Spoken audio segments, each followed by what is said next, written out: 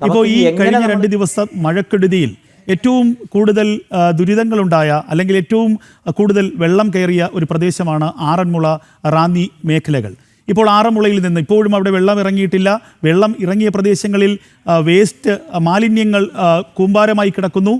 അവിടെ നിന്നും നമ്മുടെ പ്രതിനിധി ഗോകുൽ രമേശ് ചേരുകയാണ്. ഗോകുൽ, നിലവിലെ ആറന്മുളയുടെ അവസ്ഥ എന്താണ്? അവിടെ ജനജീവിതം സാധാരണഗതിയിലേക്ക് എത്തിയിട്ടുണ്ടോ?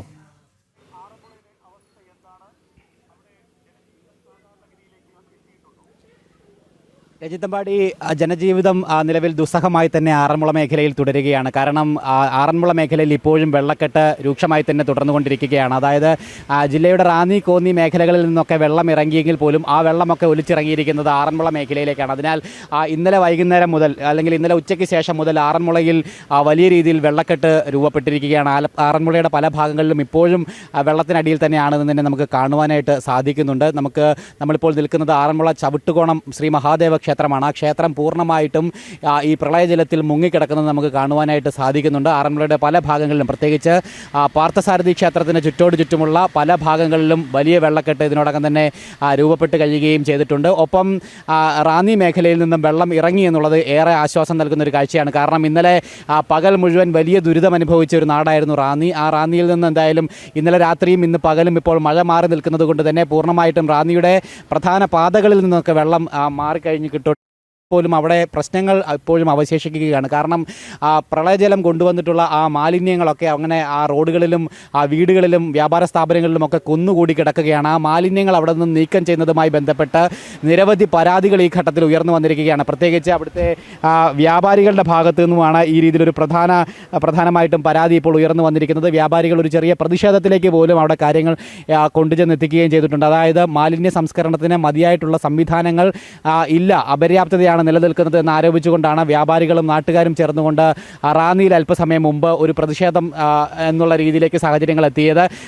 റാന്നി MLA പഴകുളം മധു അടക്കം അവിടെ ഉണ്ടായിരുന്നു. അദ്ദേഹത്തോട് കൃത്യമായിട്ട് തങ്ങളുടെ പ്രതിഷേധവും ആവശ്യങ്ങളും നാട്ടുകാർ ബോധ്യപ്പെടുത്തുകയും ചെയ്തിട്ടുണ്ട്. എന്തായാലും അങ്ങനെ റാന്നിയിലെ കാര്യങ്ങൾ പുരോഗമിക്കുന്നു. അതേസമയം ആറന്മുളയിൽ ഇപ്പോഴും വീടുകളിലേക്ക് മടങ്ങിപ്പോകാൻ സാധിക്കാത്തതിൻ്റെ ഒരു ആശങ്കയും ഭയത്തിലുമൊക്കെ തന്നെയാണ് നാട്ടുകാർ ഉള്ളത്, ജനങ്ങളുള്ളത്. പത്തനംതിട്ട ജില്ലയിലുടനീളം 1669 ആളുകൾ ഇപ്പോഴും ദുരിതാശ്വാസ ക്യാമ്പുകളിൽ കഴിയുകയാണ്. മല്ലപ്പള്ളി, തിരുവല്ല താലൂക്കുകളിലായിട്ടാണ് 400-ലധികം ആളുകൾ ക്യാമ്പിൽ കഴിയുന്നത്. ഏറ്റവും കൂടുതൽ ആളുകൾ ക്യാമ്പിൽ കഴിയുന്നത് ഈ 2 താലൂക്കുകളിലാണ്.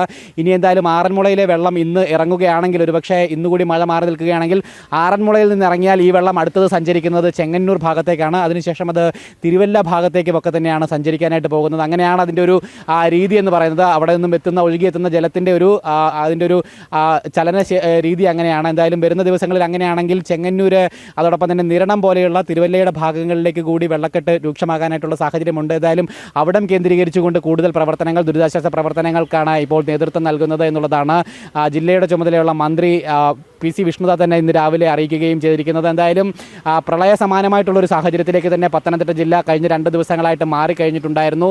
നിരവധി ആളുകൾ 2018 സമാനമായി തന്നെ വീടും കൂടുമൊക്കെ ഉപേക്ഷിച്ചുകൊണ്ട് ക്യാമ്പുകളിലേക്ക് മാറേണ്ടതായിട്ട് വന്നു. പല ലക്ഷക്കണക്കിന് രൂപയുടെ അല്ലെങ്കിൽ കോടിക്കണക്കിന് രൂപയുടെ സ്വത്തുവകകൾക്ക് വലിയ നാശനഷ്ടം സംഭവിച്ചു. ഓണം വിപണിയൊക്കെ ലക്ഷ്യമാക്കിക്കൊണ്ട് വ്യാപാരികൾ എടുത്തു വച്ചിരുന്ന സാധന സാമഗ്രികളൊക്കെ പൂർണ്ണമായിട്ടും പ്രളയജലം കൊണ്ടുപോയി. എന്തായാലും അങ്ങനെ വലിയ നഷ്ടം ജനങ്ങൾക്ക് സംഭവിച്ചിട്ടുണ്ടായിരുന്നു. എന്തായാലും ആ നഷ്ടങ്ങളിലേക്ക് കണക്കെടുപ്പുകൾ ആരംഭിച്ചിട്ടുണ്ട്. അതിനെയൊക്കെ ഇനി ഏതു വിധത്തിൽ അതിജീവിക്കാൻ സാധിക്കുമെന്നുള്ളൊരു ആശങ്ക, ഭയം ഒക്കെ, പരിഭ്രമമൊക്കെ ജനങ്ങൾക്കുള്ളിലുണ്ട്. എന്തായാലും ആ ജനങ്ങളുടെ ആശങ്കകളൊക്കെ പരിഹരിക്കേണ്ട ഉത്തരവാദിത്വം തീർച്ചയായിട്ടും ഭരണകൂടത്തിന് തന്നെയാണ്. ആ രീതിയിൽ അവർ ഈ വിഷയത്തെ കൈകാര്യം ചെയ്യണമെന്നുള്ളൊരു ആവശ്യമാണ് ഈ ഘട്ടത്തിൽ ഉയർന്നിരിക്കുന്നത്. മാലിന്യ സംസ്കരണം അടക്കം ഇനി ഏറ്റവും പ്രധാനപ്പെട്ട തുടർ പ്രവർത്തനങ്ങളാണ്. അതിലൊക്കെ കാര്യക്ഷമമായിട്ടുള്ള ഇടപെടൽ ഉണ്ടാകേണ്ടതായിട്ടുണ്ട്. എന്തായാലും ആറന്മുളയിൽ നിന്ന് വെള്ളം ഇറങ്ങിക്കഴിഞ്ഞാൽ റാന്നിയിലേതിന് സമാനമായി മാലിന്യ പ്രശ്നം അടക്കം ഉണ്ടാകാനുള്ളൊരു സാഹചര്യം കൂടിയിട്ടുണ്ട്. അതുകൂടി മുന്നിൽ കണ്ടുകൊണ്ടുള്ള പ്രവർത്തനങ്ങൾ, തുടർ പ്രവർത്തനങ്ങൾ അതിൽ നടത്തണമെന്നുള്ളതാണ് അധികാരികളോട് ജനങ്ങളടക്കം ചൂണ്ടിക്കാണിക്കുകയും ചെയ്തിരിക്കുന്നത്. ഒപ്പം ഈ ജനങ്ങളുടെ പുനരധിവാസം, അവർക്ക് വീടുകളിലേക്ക് തിരിച്ചു വരുന്നതിനും വന്നതിന് ശേഷമുള്ള അവരുടെ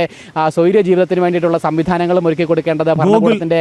അതുപോലെ മറ്റൊരു പരാതി ഉയരുന്നത് മൂഴിയാർ തുറന്നുവിട്ടത് ഒരു ഡാം തുറക്കുന്നതിന് മുൻപ് എടുക്കേണ്ട മുൻകരുതലുകൾ എടുക്കാതെയാണ്. സൈറൻ പോലും മുഴക്കിയില്ല. വളരെ അപ്രതീക്ഷിതമായി മൂഴിയാർ തുറന്നുവിട്ടു.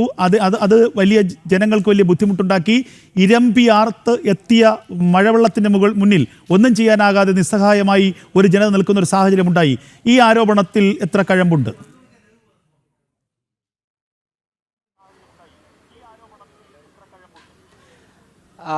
തീർച്ചയായിട്ടും. അതായത് പത്തനംതിട്ട ജില്ലയിൽ ഇന്നലെ ഉണ്ടായ, പ്രത്യേകിച്ച് റാന്നി മേഖലയിലുണ്ടായ വലിയ പ്രളയസമാന സാഹചര്യത്തിന് ഏറ്റവും പ്രധാനപ്പെട്ട കാരണം മൂഴിയാർ, മണിയാർ ഡാമുകൾ തുറന്നുവിട്ടതാണ്. അതിൽ തന്നെ ഈ മൂഴിയാർ ഡാമിൻ്റെ ഒരു ഷട്ടറാണ് ഭാഗികമായിട്ട് തുറന്നത്. ആ ഷട്ടർ അതിന് മുന്നോടിയായിട്ട് പാലിക്കേണ്ട നിർദ്ദേശങ്ങളിൽ പലതും ലംഘിക്കപ്പെട്ടു എന്നുള്ളൊരു ആരോപണമാണ് ഈ ഘട്ടത്തിൽ പ്രധാനപ്പെട്ട രാഷ്ട്രീയ നേതാക്കളുടെ അടക്കം ഭാഗത്തു നിന്നും ഉയർന്നു വന്നിരിക്കുന്നത്. അതായത് ഓറഞ്ച് ബുക്ക് എന്ന് പറയുന്ന ഒരു നിയമക്രമമുണ്ട്. ആ ബുക്കിൽ അല്ലെങ്കിൽ ആ ഓറഞ്ച് ബുക്ക് പ്രകാരമുള്ള ചട്ടങ്ങൾ, നിയമങ്ങൾ, വ്യവസ്ഥകളൊക്കെ പാലിച്ചുകൊണ്ട് വേണം ഒരു ഡാമിൻ്റെ ഷട്ടർ തുറക്കാനായിട്ട്. പക്ഷേ ഇവിടെ മൂഴിയാർ ഡാമിൻ്റെ ഷട്ടർ ഭാഗികമായിട്ട് തുറന്നപ്പോൾ ഇതിലെ വ്യവസ്ഥകളൊന്നും പാലിക്കപ്പെട്ടിട്ടില്ല എന്നുള്ളതാണ് ഏറ്റവും പ്രധാനമായിട്ട് പറയുന്നത്. അതായത് മുന്നറിയിപ്പുകൾ കൃത്യമായിട്ട് നൽകുന്നതിൽ വൈകലുണ്ടായി, താമസിച്ചാണ് മുന്നറിയിപ്പുകൾ നൽകിയത്. കൃത്യമായിട്ട് സൈറൻ മുഴക്കിയിട്ടില്ല. അതോടൊപ്പം തന്നെ ഈ വെള്ളം ഒലിച്ചെത്തുന്ന ഭാഗങ്ങളിലെ തദ്ദേശ സ്ഥാപനങ്ങൾക്ക് കൃത്യമായിട്ട് മുന്നറിയിപ്പ് നിർദ്ദേശങ്ങൾ നൽകേണ്ടതാണ്. അതിലടക്കം വീഴ്ച ഉണ്ടായിട്ടുണ്ട് എന്നുള്ളതാണ്. പ്രത്യേക അനൗൺസ്മെൻറ്റ് സംവിധാനങ്ങൾ ഉണ്ടാകേണ്ടതാണ്. അതും ഉണ്ടായിട്ടില്ല എന്നുള്ളൊരു ആരോപണമാണ് ഈ ഘട്ടത്തിൽ ഉയർന്നിരിക്കുന്നത്. എന്തായാലും അത് ഇത്തരത്തിൽ ആ മുന്നറിയിപ്പുകൾ വൈകിയത് ജനങ്ങളിൽ ഈ രീതിയിൽ തയ്യാറെടുപ്പുകൾ അല്ലെങ്കിൽ അവിടെ നിന്ന് മാറുന്നതിന് വേണ്ടിയിട്ടുള്ള കാര്യങ്ങൾ ചെയ്യുന്നതിലേക്ക് അവരെ വൈകിപ്പിക്കുന്നതിനും അത് ഇടയാക്കി. അതുമൂലം ഈ രീതിയിൽ ഒരു വലിയ വിനാശത്തിലേക്ക് കാര്യങ്ങൾ എത്തിച്ചേർന്നു എന്നുള്ളൊരു ആരോപണം ശക്തമായിട്ട് തദ്ദേശ സ്ഥാപനങ്ങളുടെയും അതോടൊപ്പം തന്നെ ചില രാഷ്ട്രീയ നേതാക്കളുടെയും ഭാഗത്തു നിന്നും ഈ ഘട്ടത്തിൽ ഉയർന്നു വന്നിരിക്കുകയാണ്. എന്തായാലും അതുമായി ബന്ധപ്പെട്ട് കൂടുതൽ അന്വേഷണ പരിശോധന നടപടികൾ കൂടി പൂർത്തിയാക്കേണ്ടതുണ്ട്. ആരോപണം വളരെ ഗുരുതരം തന്നെയാണ്. അങ്ങനെയാണെങ്കിൽ ഈ ആരോപണത്തിൽ കഴമ്പുണ്ടെങ്കിൽ അത് വലിയ ഗുരുതരമായിട്ടുള്ള വീഴ്ച തന്നെയാണ്. പ്രത്യേകിച്ച് റാന്നി ഒറ്റ രാത്രി കൊണ്ട് പ്രളയത്തിൽ മുങ്ങിയതിന് കാരണവും അതുതന്നെയായി മാറാനുള്ള ഇടയുണ്ട്. അവിടുത്തെ പ്രദേശവാസികളുടെ ആ പ്രതിഷേധവും പ്രതികരണവും ഒക്കെ നമുക്ക് വേണം.